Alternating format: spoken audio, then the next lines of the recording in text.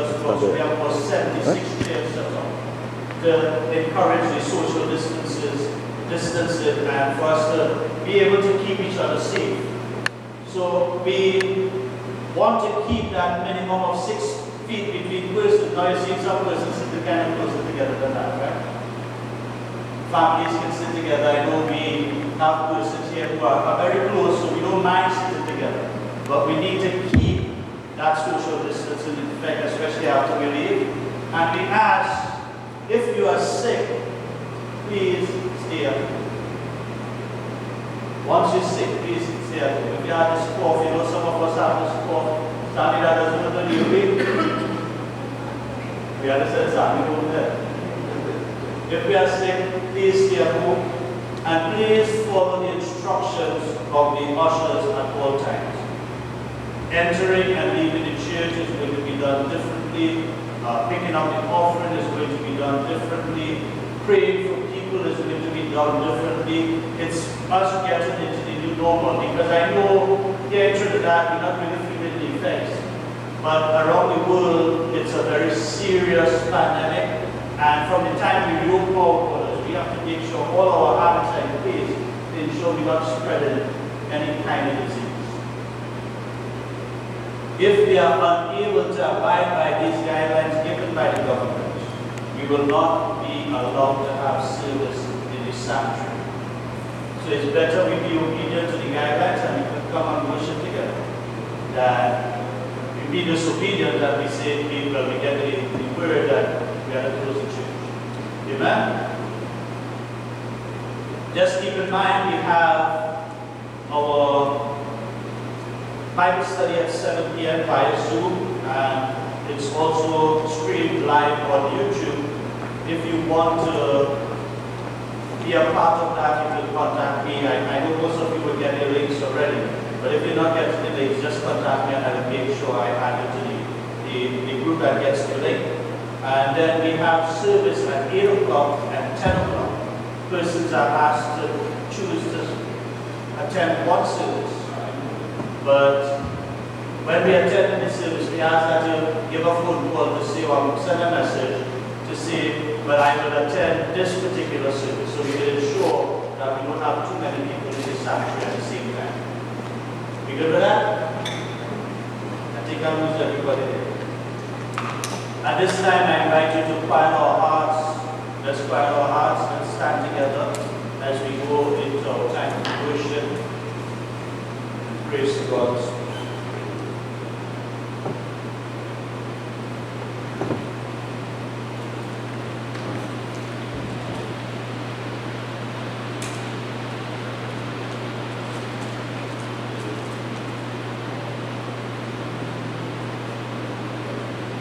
Hello. Good morning, church. Good to be in the house of the Lord this morning.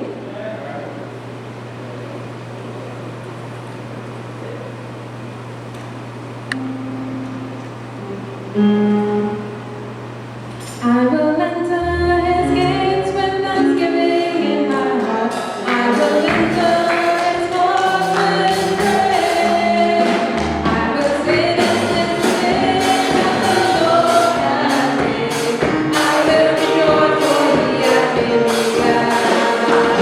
I will enter his gates with thanksgiving in my heart. I will enter his courts with praise.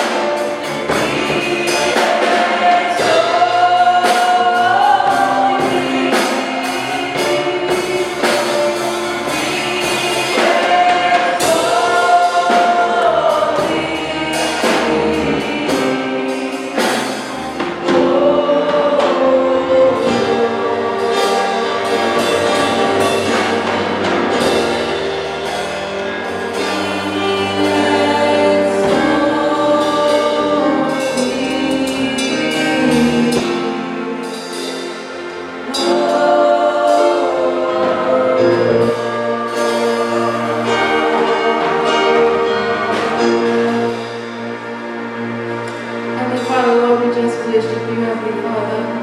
We thank you, Lord, for you are great and greatly to be praised, Lord. We just exalt you, Lord, for you are Lord Most High. Lord, we just worship you, Lord. We thank you, Lord, that we're able to come together despite the circumstances, Heavenly Father, Lord. And we're able to praise you, Lord. We thank you for keeping us, Heavenly Father, Lord. And we just pray, Lord, that we will continue to exalt you through this day, Lord, exalt you through this week, Heavenly Father, Lord, and every aspect of our lives, Lord, that your name will just be glorified. Lord, as we quiet our hearts to hear your word, Heavenly Father, Lord, we pray, Lord, we just be open to hear from you, that you would speak to us, Heavenly Father, Lord, and that we will be transformed by your word. Through Christ our Lord, we pray. Amen.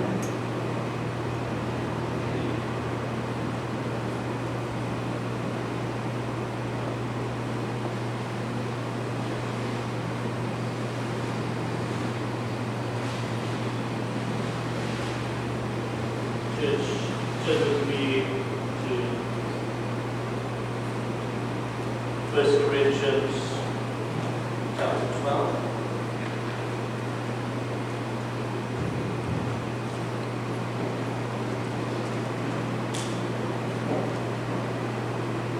First Corinthians chapter 12, reading verses 4 through 11, and then verse 28. 1 Corinthians chapter 12. Verses 4 through 11, and then verse 28. I know we might be a little bit rusty, rushing to get the pages to follow along, but you know we have the time moving to pause and find everything. I'll wait a little bit. I will be reading from the King James Version this morning. 1 Corinthians chapter 12, verses 4 through 11, and then verse 28. And it reads, Now there are diversities of gifts, but the same Spirit. And there are differences of administrations, but the same Lord. And there are diversities of operations, but it is the same God which worketh all in all. But the manifestation of the Spirit is given to every man to profit withal. For to one is given by the Spirit the word of wisdom, to another the word of knowledge by the same Spirit, to another faith by the same Spirit, to another the gifts of healing by the same Spirit, to another the working of miracles, to another prophecy, to another discerning of spirits, to another diverse kinds of tongues, to another the interpretation of tongues. But all these worketh that one and the selfsame Spirit, dividing to every man separately as he will. And verse 28. And God had set some in the church, first apostles, secondarily prophets, thirdly teachers, after that miracles, then gifts of healing, helps, governments, diversities of tongues. Father, this morning we prepare ourselves to hear from you. We ask, Father, that as you speak to us, our lives will be changed. As you speak to us, Lord, your Spirit will have its way in us, that we will submit to you. Just have your way, Christ for you. You may be seated. For those who have been able to follow while we were not here in the sanctuary, we have been going through the book of 1 Corinthians, so I encourage you to read through 1 Corinthians. We will be on it for a few more weeks. We are doing it here on Sunday morning while we bring the word of sermon. We're also doing it in the Bible study that happens on Wednesday night.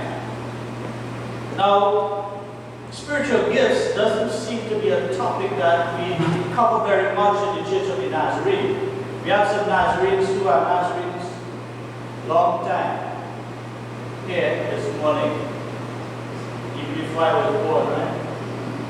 How many of you have heard many sermons preached on this topic, the spiritual gifts? Anybody want to answer to say when was the last time you heard one?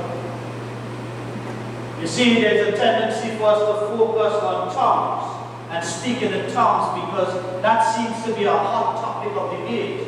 There's a tendency to focus on prophecy. But the other gifts, we don't really experience them or be able to identify them here in our church. And I'm talking specifically here in the Golgotha Church of the Nazarene right now. But before I get into that, how many of us believes that there is a COVID-19 pandemic happening right now around the globe? Right? And somebody, a few people raising up, right? You believe that? There's a COVID-19 pandemic happening around the globe. Every day, thousands of people are dying in different places in the globe. We actually have only 8 deaths here in Trinidad. The last figure I saw, I haven't been following that closely. I've become a kind of complacent, right?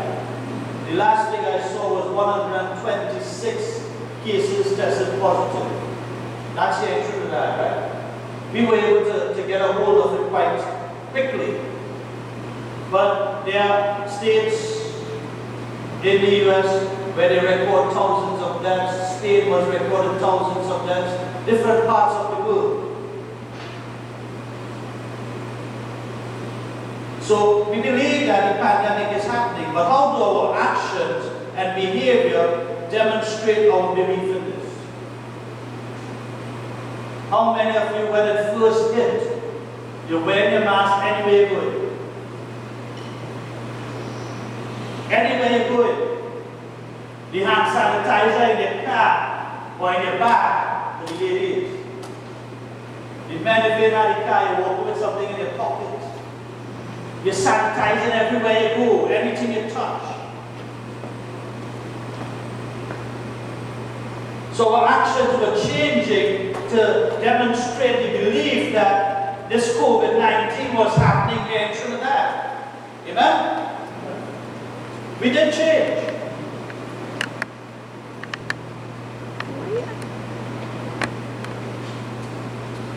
Having made changes in our lives that reflect us safeguarding ourselves and others.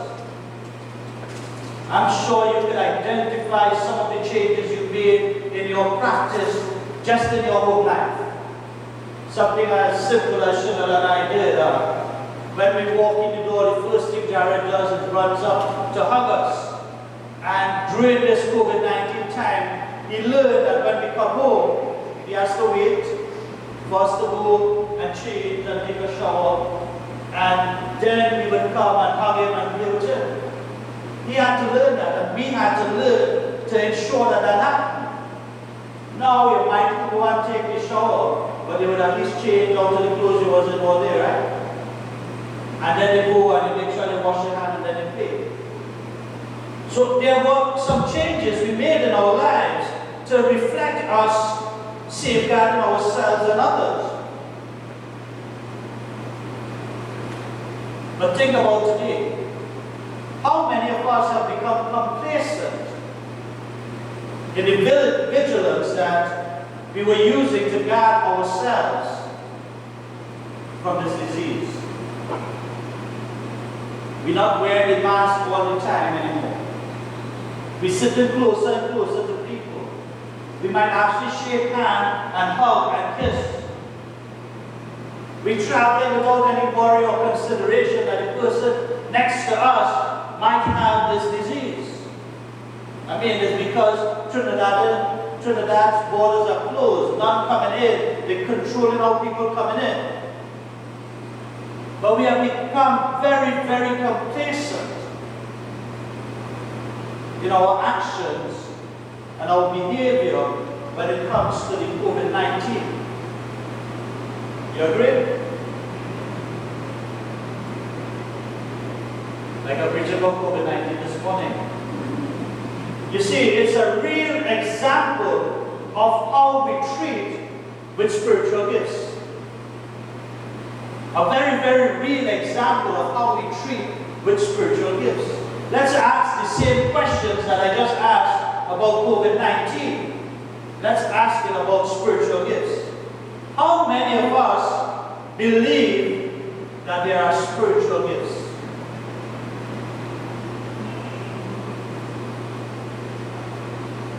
I'm happy to see that some people actually able to say we believe, right? I know some of us think it's a rhetorical question Pastor asking, but we can identify. We believe that there are spiritual gifts, that God gives us these divine gifts. It's not natural talents, you know. Linda talented, Brother Tony talented, Brother Sammy talented. Every one of us has some form of talent that we seem to have been born with. But our spiritual gifting is not a natural talent. It may involve the use of our natural talents. But our spiritual gifting is a divine gift, something that God places in our lives that we couldn't have done on our own.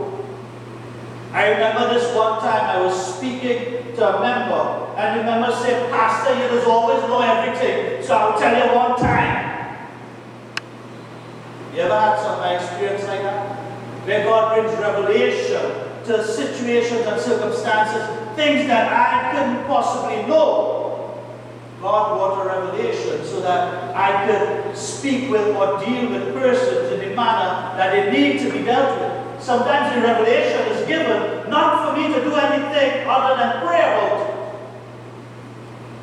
That's what we call it spiritual gift. It's something that God places in your life.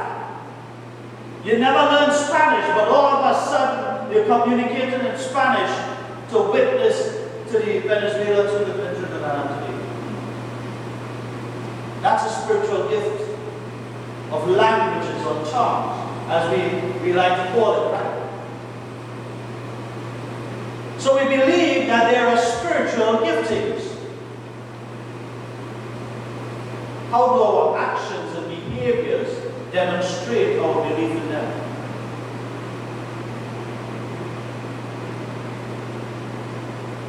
I ain't expecting answers to this one. I'm expecting us to think. How do our actions and behaviors demonstrate that we believe that God blesses us with spiritual gifts?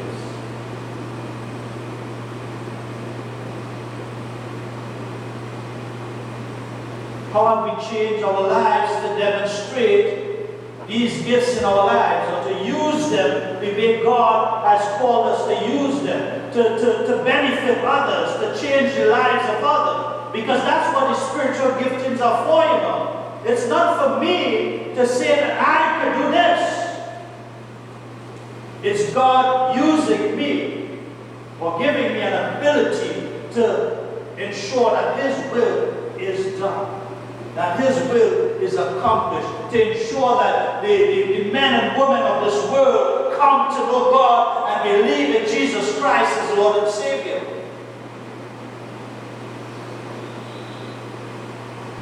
How many of us have grown complacent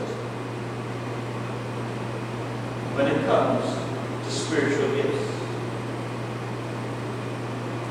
See, the same questions I asked about COVID-19, right? And look at the pattern in our lives.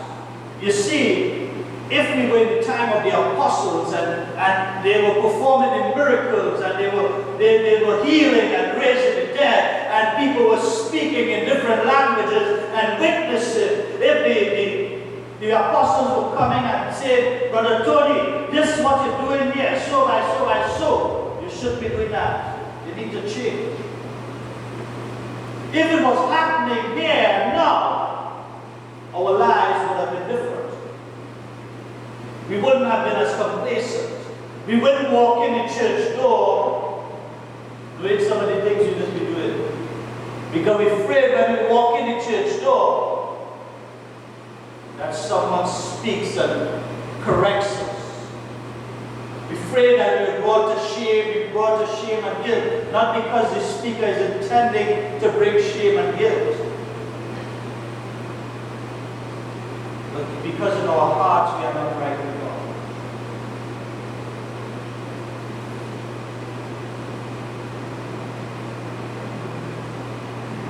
In the Bible, we are taught about spiritual gifts. At least we can identify what the spiritual giftings are. So if you look at passages like Romans 12, 6 to 8, the passage that we read this morning, 1 Corinthians 12, 14, 11, and 1 Corinthians 12, 28, And even, is a little stretch, but you can include Ephesians 4:11. We see that spiritual giftings are identified. So in Romans 12, prophesying, serving, teaching, encouraging, giving, leadership, and mercy. I'll repeat that, right? Romans 12, you see prophesying, serving, teaching, encouraging, giving, leadership, and mercy. In 1 Corinthians 12, 4-11, what we just read, word of wisdom, word of knowledge, faith, healing, miraculous powers, prophecy, distinguishing between spirits, speaking in tongues, and the interpretation of tongues. Then in 12:28, healings, helps, governments, diversities of tongues. I'm not going into much detail today because we're only limited to 1 hour of service. But we will learn more about the details of these giftings as we go along. The question I have for you this morning is, how many of these gifts do we see present in our church? The Kumuta Church of the Nazarene, the Church of the Nazarene, the global church. How many of these gifts do we see present in our church? There are some who believe and some who teach that these gifts were only dispensed in the early church, in the time of the apostles in the book of Acts.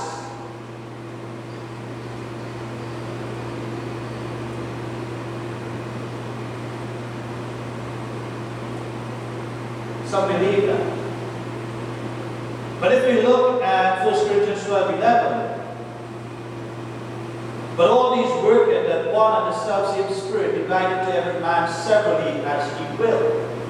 We see that God can choose to dispense these giftings at any point in time to any person that he chooses. Any point in time to any person that he chooses. We see that they are necessary today and relevant today because here is what? There are still people who need to be reached by God. There are still people who would come to know God because of miraculous signs and wonders. There are still people who we need the gift of God to speak a different language, to speak to them. There are still people who need to hear the man of God come and say, what you're doing, you shouldn't be doing.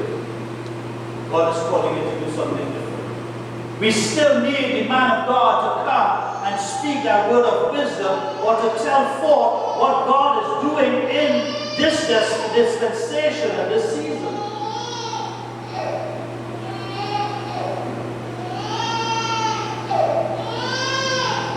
So how many do we have in the church?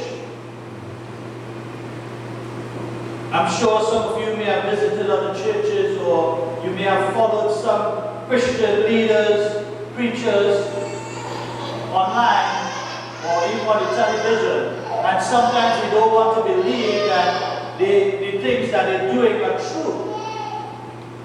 We see miraculous signs and wonders happening in places like India and Africa. We see miraculous signs and wonders happening in places like Iran and Syria. We see people being healed.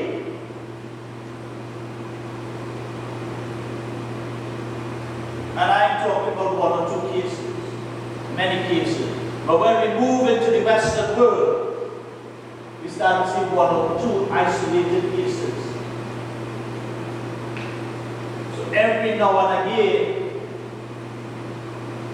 somebody got healing touch. Every now and again, somebody comes and speaks a word of prophecy, telling forth what God is doing. Every now and again, we see that somebody comes and tells you what is going to happen in your life because it's a revelation from God, not a guess, right? You know, we have plenty of people out here coming and telling young men and women they need to get married. This is the man or the woman God chooses for you. And then 6 months later, you hear that couple break up. That is not a word from God.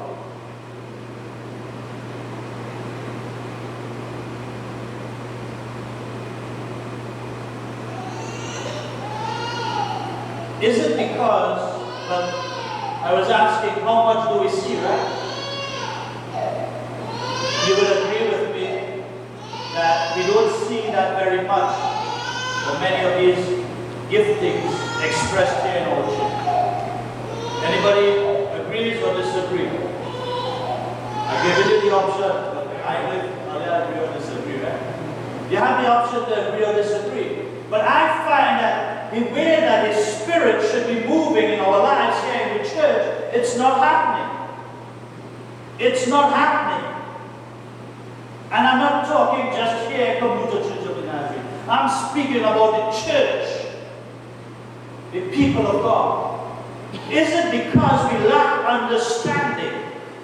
We do not understand the reason for these giftings. We do not understand what they are. We do not understand how they operate or how to operate them. We do not understand why we need these giftings. And we tend to only concentrate on tongues and prophecy. To say, speaking in tongues is the least of the gifts, so we don't really need to worry about that. What we need is more people desiring to speak in prophecy. We quoted scripture there now. But we only concentrate on the tongues and prophecy because there seems to be disagreement and contention. So we want to defend our position. And it shows that we lack understanding. Is it because we lack belief? Miracles are not happening because we do not believe. When did that happen before? If you look at Matthew chapter 13 and verse 58, there's this man we know, and we should have a personal relationship. His name is Jesus. He's the Son of the Most High God, fully God and fully man. He's in his hometown preaching and teaching. And guess what? This Jesus was unable to do many miraculous signs and wonders in that place because the people did not believe.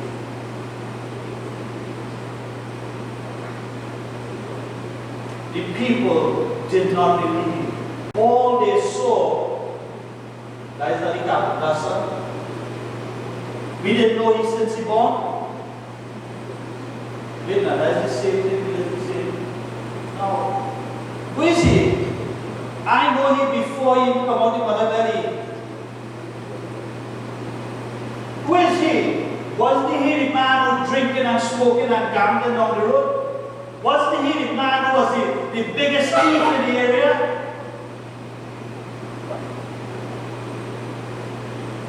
God could use him.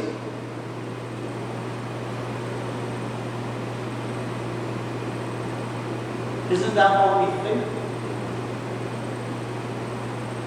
Our pastor is a okay young man. I ain't sure if I could say he's nice all the time, but sometimes he's nice. He could preach a little bit and teach and he love us, but I don't see him as God using him to perform signs and wonders and miracles. I don't see him as exercising the spirit of wisdom, the word of wisdom and the word of knowledge. That's what they were saying about Jesus. Is it that we lack belief in the operation of the Holy Spirit?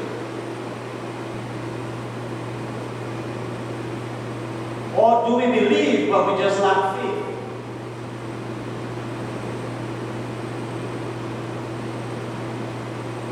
Whether it be we lack faith in God or we lack faith in ourselves. We understand lacking faith in God, right? We know God can do it now. But somewhere inside us we have this doubt. And we're not sure. And we say, well, God, if you want to do it, go ahead. But let your will be done. And it's not really a true prayer that we pray when we say that. If we say, God, you ain't going to do this. It didn't even make sense. But I had to be a good Christian and at least ask Him.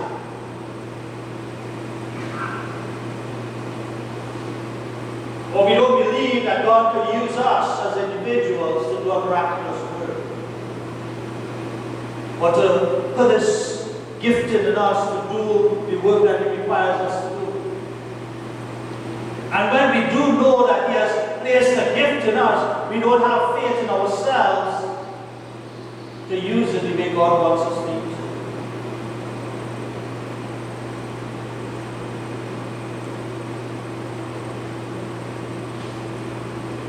Or is it because of fear?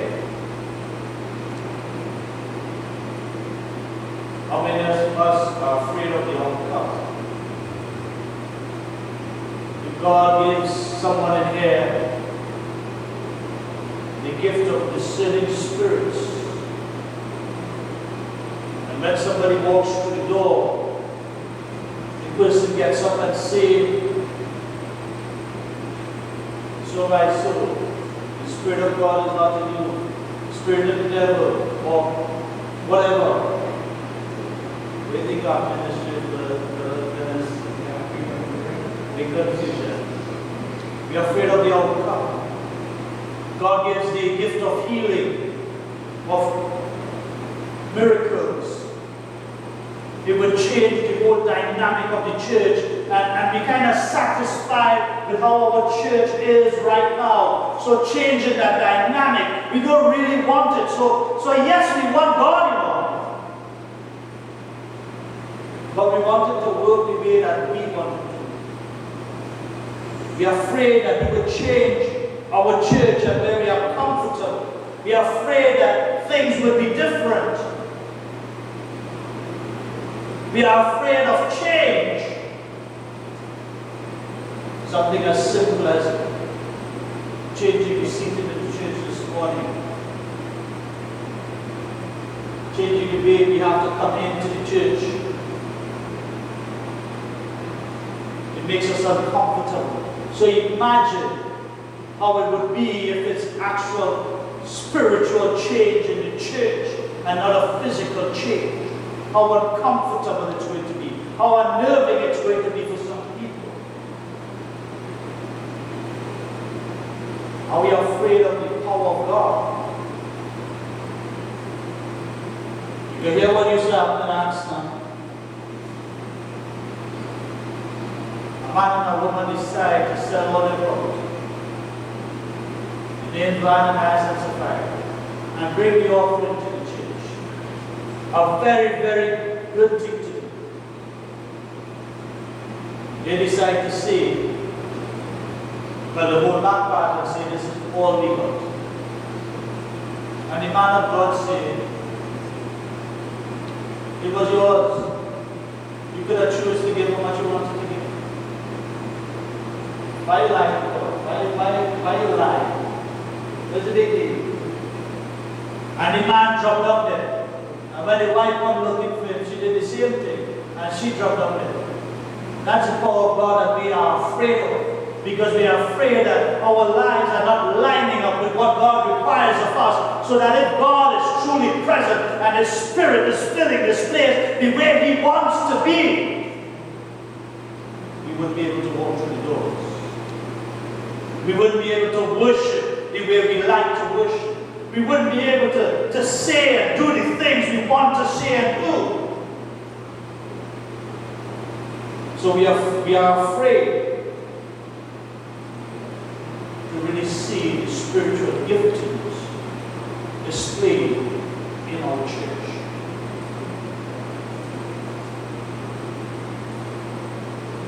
And it's because we recognize individually that our lives do not line up with what God requires of us.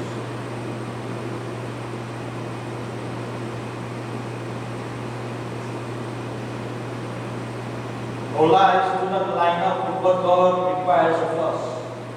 Some of us recognize we just play church. We just pretending to be good Christian people for the benefit of others. But inside of us, in our hearts, in our innermost being,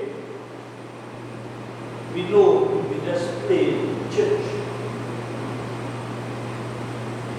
thoughts of our minds are evil. The desires of our hearts are evil.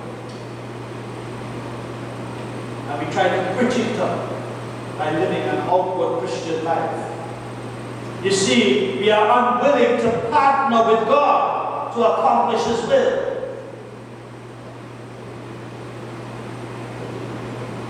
Anybody here ever went into a business venture and you had a partner with somebody?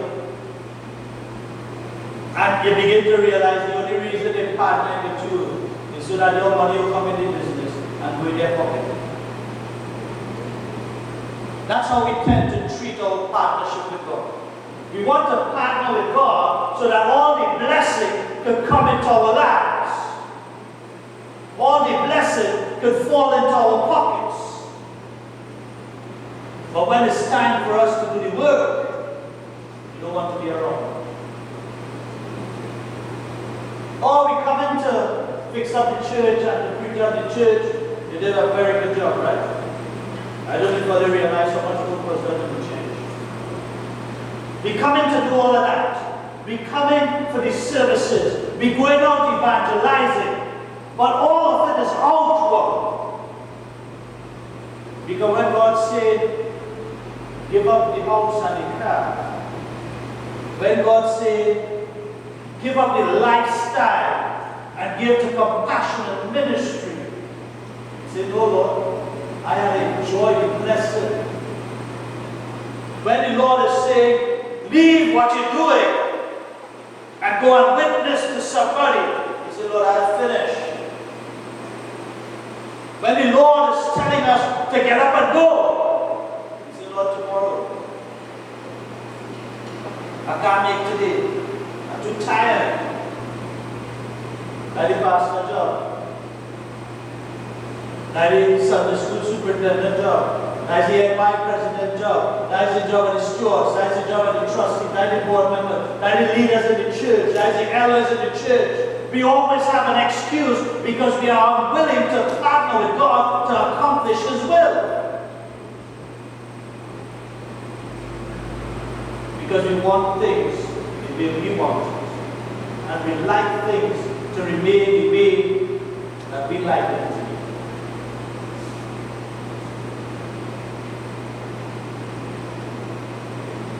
So God is unable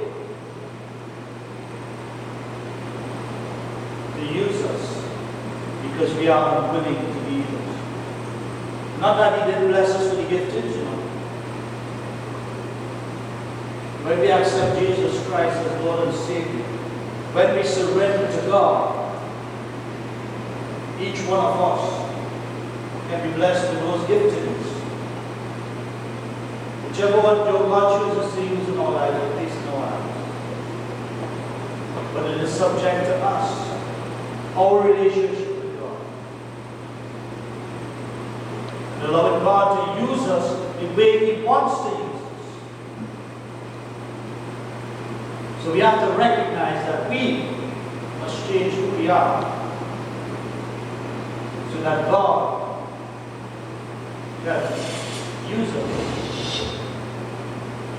to allow us to use the gifts that He places in our lives. As we think about these things, I invite you to stand.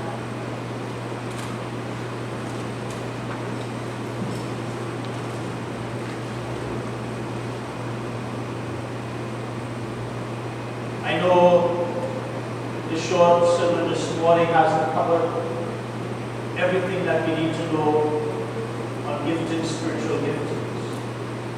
But it brings a revelation to us that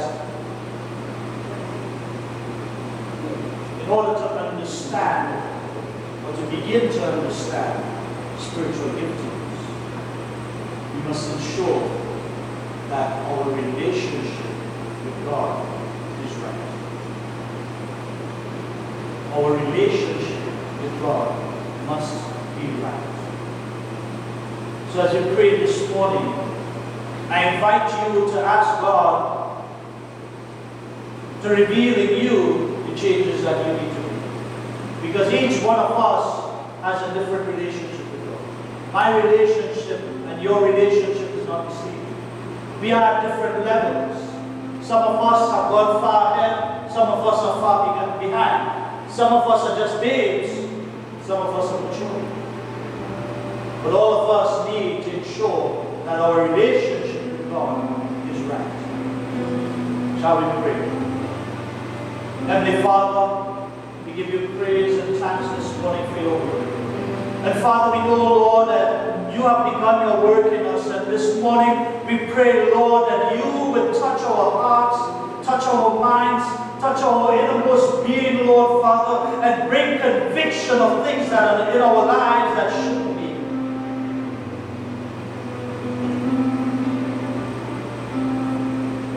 Father, there is hatred in our hearts. We claim to love, but we do not love our brothers and sisters.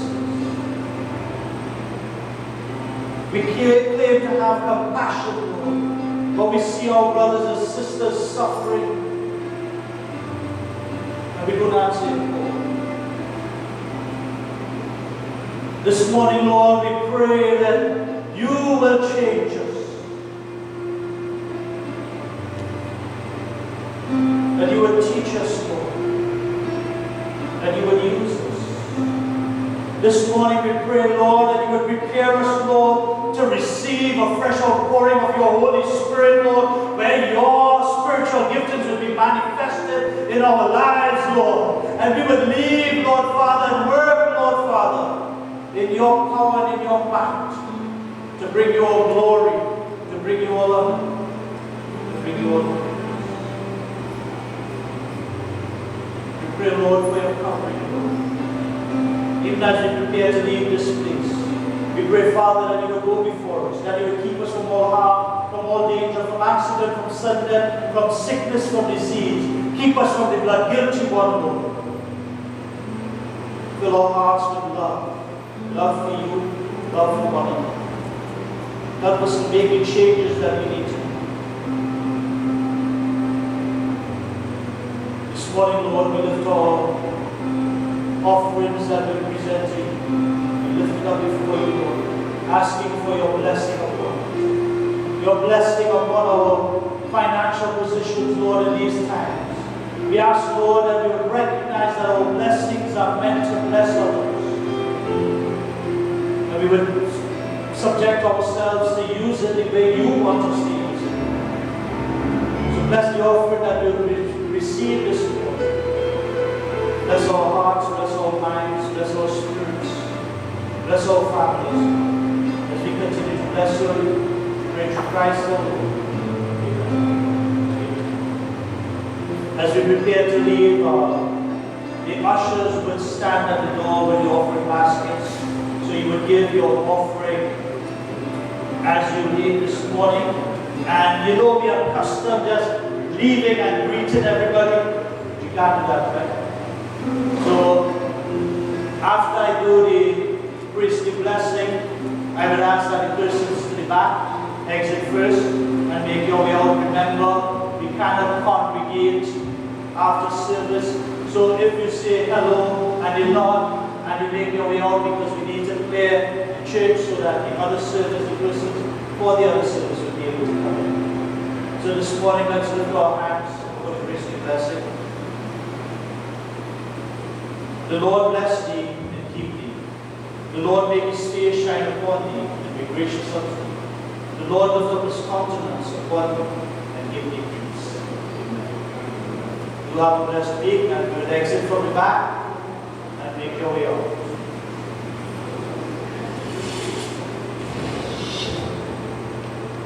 If you want to get to the one meter,